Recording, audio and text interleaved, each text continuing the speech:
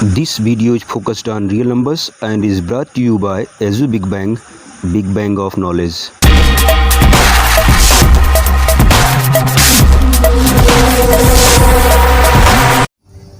आइए उदाहरण 2 को सॉल्व करें। उदाहरण 2 के अनुसार दर्शाइए कि प्रत्येक धनात्मक समपूर्णांक 2q के रूप का होता है तथा प्रत्येक धनात्मक विषम पूर्णांक 2q + 1 के रूप का होता है जहां q कोई पूर्णांक है। यूक्लिड विभाजन प्रमेयिका के अनुसार किन्हीं दो धनात्मक पूर्णांकों a तथा b के लिए दो पूर्णांक q और r इस प्रकार विद्यमान होते हैं कि a = bq + r, जहाँ q ≥ 0 तथा r ≥ 0 but less than b। अब b बराबर 2 मान लेते हैं क्योंकि प्रदत्त प्रश्न में q का गुणांक 2 है। b के मान 2 को समीकरण a = bq + r में रखने पर हमें a = 2q + r प्राप्त होता है, जो कि प्रदर्शित करता है r ≥ 0 बट लेस देन 2। यह आगे प्रदर्शित करता है r ≥ 0 बट लेस r = 1। अब यहाँ से एक बात स्पष्ट हो जाती है कि r = 0 अथवा r = 1। जब r = 0 तो a = 2q अथवा जब r = 1 तो a = 2q + 1। चूँकि यहाँ जब a = 2q तो धनात्मक पूर्णांक a संख्या 2 से विभाज्य है, इसलिए a एक समपूर्णांक है तथा जब a = 2q + 1 तो धनात्मक पूर्णांक a संख्या 2 से विभाज्य नहीं है, अतः अब a एक विषम पूर्णांक है। पुनः चूँकि एक धनात्मक पूर्णांक या तो सम हो सकता है अथवा विषम, इसलिए प्रत्येक धनात्मक समपूर्णांक 2q के रूप का तथा प्रत्येक धनात्मक विषम पूर्णांक 2q + 1 के रूप का होगा। आशा ही नहीं वरन पूर्ण विश्वास है कि आपको उदाहरण 2 का हल अच्छी तरह से समझ में आ गया होगा।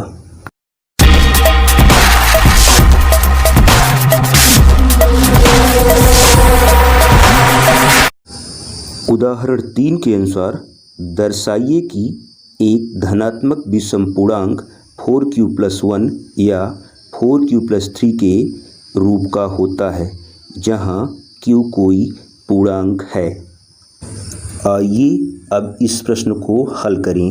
यूक्लिड विभाजन प्रमेयिका के अनुसार किन्हीं दो धनात्मक पूर्णांकों a तथा b के लिए दो पूर्णांक q और r इस प्रकार विद्यमान होते हैं कि a = bq + r, जहाँ q ≥ 0 तथा r ≥ 0 but less than b।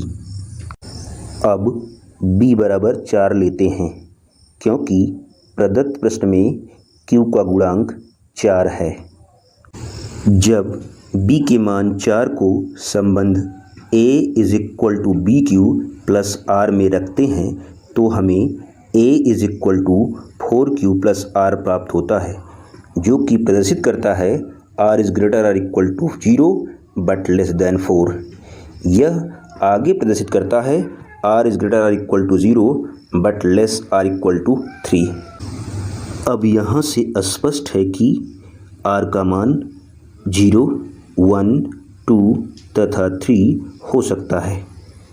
जब r का मान 0 तो a = 4q, जब r का मान 1 तो a = 4q + 1, जब r का मान 2 तो a = 4q + 2 तथा जब r का मान 3 तो a = 4q + 3।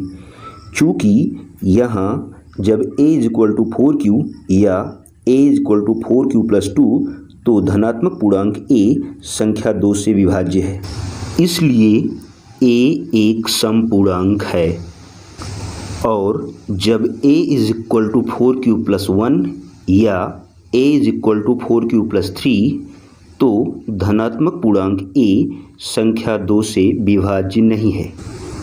अतः अब a एक विषम पूर्णांक है।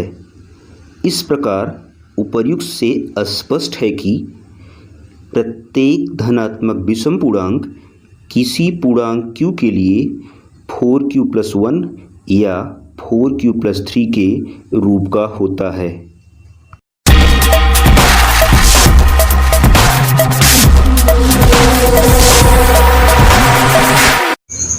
उदाहरण 4 के अनुसार एक मिठाई विक्रेता के पास 420 काजू की बर्फियां और 130 बादाम की बर्फियां हैं।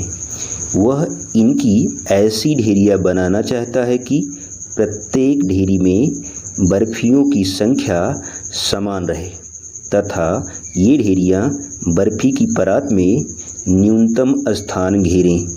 इस काम के लिए प्रत्येक ढेरी में कितनी बर्फियां रखी जा सकती हैं? आइए अब इस एग्जाम्पल को सॉल्व करें।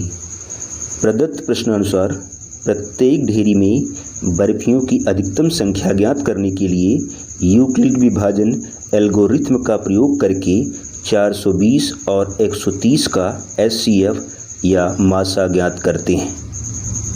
सर्वप्रथम 130 और 420 को इस प्रकार लिख लेते हैं। जब 130 से 420 में भाग देते हैं तो भागफल 3 प्राप्त होता है और शेषफल 30 प्राप्त होता है।